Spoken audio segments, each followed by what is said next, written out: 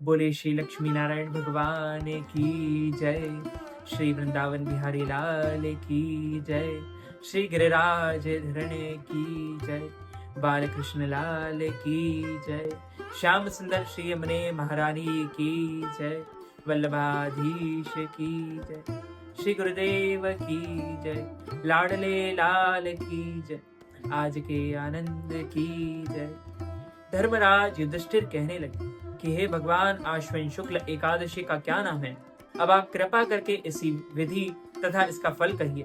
भगवान श्री कृष्ण कहने लगे कि हे युधिष्ठिर, पापों का नाश करने वाली इस एकादशी का नाम पापांकुशा एकादशी है। हे राजन, इस दिन मनुष्य को विधि पूर्वक भगवान पद्मनाभ की पूजा करनी चाहिए। यह एकादशी मनुष्य को मनवांछित फल देकर स्वर्ग लोक को प्राप्त कराने वाली है। मनुष्य को बहुत दिनों तक कठोर तपस्या से जो फल मिलता है, वह फल भगवान गरुड़ ध्वज को नमस्कार करने से ही प्राप्त हो जाता है। जो मनुष्य अज्ञानवश अनेक पाप करते हैं, परंतु श्री हरि को नमस्कार करते हैं, वे नरक में नहीं जाते।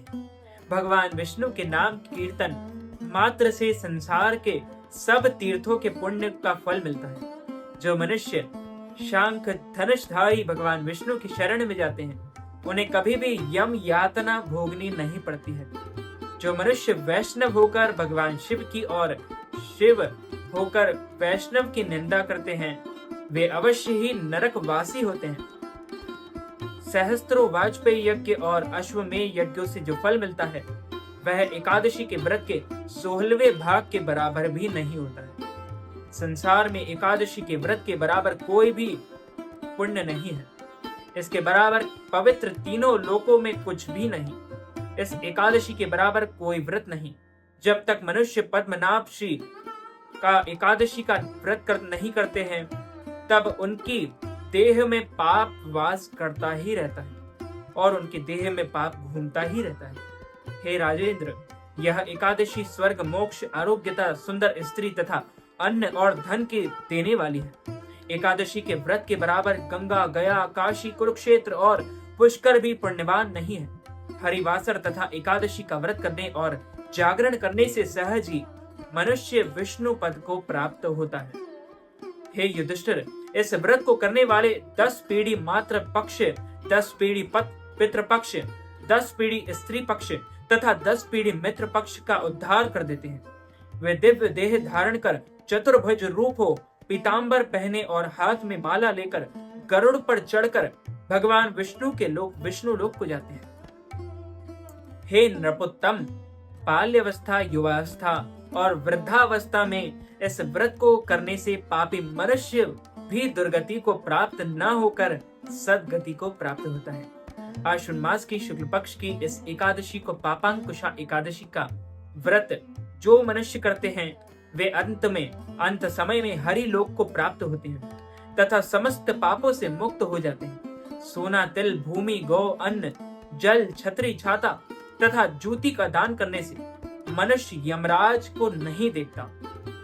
जो मनुष्य किसी प्रकार के पुण्य कर्म किए बिना जीवन के दिन व्यतीत करता रहता है, वह लोहार की भट्टी की तरह सांस लेता हुआ निर्जीव के समान ही है। निर्धन मनुष्यों को भी अपनी शक्ति के अनुसार दान करना चाहिए तथा धन वालों को सरोवर, बाग, मकान आदि बनवाकर दान करना चाहिए। ऐसे मनुष्यों को यम का द्वार नहीं देखना पड़ता तथा संसार में दीर्घायु होकर धनाक्ष, कुलीन और रोग रहित रहते हैं। भगवान श्री कृष्ण ने कहा, हे राजन, जो आपने मुझसे पूछा वह सब मैंने आपको बतलाया। अब आपकी और क्या सुनने की इच्छा है? भगवान श्री कृष्ण ने कहा, हे कुंती नंदन, आश्विन माह के शुक्ल पक्ष की एकादशी का नाम पापांकुशा एकादशी है। इसका व्रत करने से सभी पाप नष्ट हो जाते हैं तथा व्रत करने वाला अक्षय पुण्य का भागी होता है। आश्विन शुक्ल एकादशी के दिन इच्छित फल की प्राप्ति के लिए भगवान विष्णु का पूजन करना चाहिए। इस पूजन के द्वारा मनुष्य को स्वर्ग लोक की प्राप्ति हो जाती है। हे अर्जुन, जो मनुष्य कठिन तपस्याओं के द्वारा फल की प्राप्ति करते हैं, वह फल इस एकादशी के दिन क्षीर सागर में शेष नाग पर शयन करने वाले भगवान विष्णु को नमस्कार कर देने से मिल जाता है और मनुष्य को यम के द्वार नहीं देखना पड़ते और यम का दुख नहीं भोगना पड़ता है। मनुष्य को पापों से बचने का दृढ़ संकल्प करना चाहिए। भगवान विष्णु का ध्यान स्मरण किसी भी रूप में सुखदायक और पाप नाशक है, परंतु पापांकुशा एकादशी के दिन प्रभु का स्मरण कीर्तन सभी क्लेशों व पापों का शमन कर देता है। प्राचीन समय में विंध्य पर्वत पर क्रोधन नामक एक बहेलिया रहता था। वह बड़ा क्रूर था। उसका सारा जीवन हिंसा, लूटपाट, मद्यपान और गलत संगति पाप कर्मों में बीता।